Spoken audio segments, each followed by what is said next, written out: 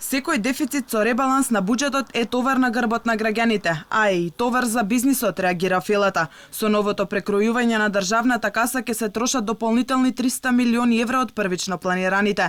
Министерот Бесими веќе најави дека продлабочувањето на буџетскиот дефицит ќе се надополни со задолжување дома или во странство, зашто бизнисот смета дека ќе го почувствуваат сите, не само фирмите. Најавената реализација на капитални инвестиции мора да се случува.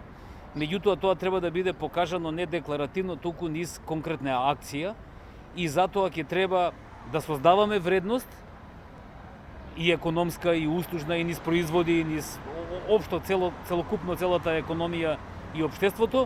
Меѓутоа, не секогаш на товар на граѓаните кои понатаму ќе треба да се задолжуваат или понатаму низ некои скриени даночни или парафискални оптоварувања да можат да ги враќаат тие пари.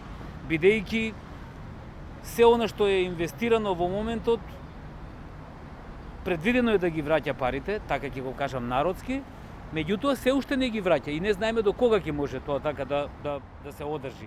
Бизнисот вели дека при секој нов ребаланс ги повторуваат нивните барања. Постојано во ребалансот, односно во транспарентното трошење на јавните средства, троши отчетност, транспарентност и ефикасност.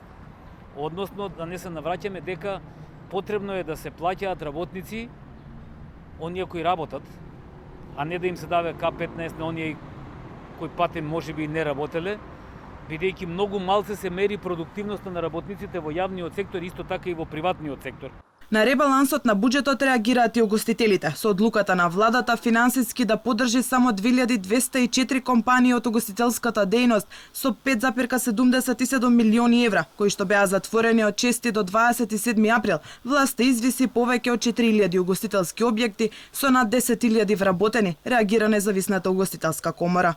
Зошто владата најави и вети 9,9 милиони евра за 6.000 угостители и 17.000 вработени, а создаде услови и критериуми од кои ќе исплати на 1/3 нешто повеќе од половина од ветената помош. Која е целта на владата да се попишмани за најавите и ветувањата и со ваква одлука да им одземе повеќе од 4 милиони евра ветена помош на угостителите, во чии џебови и сметки сега таа помош ќе биде пренасочена?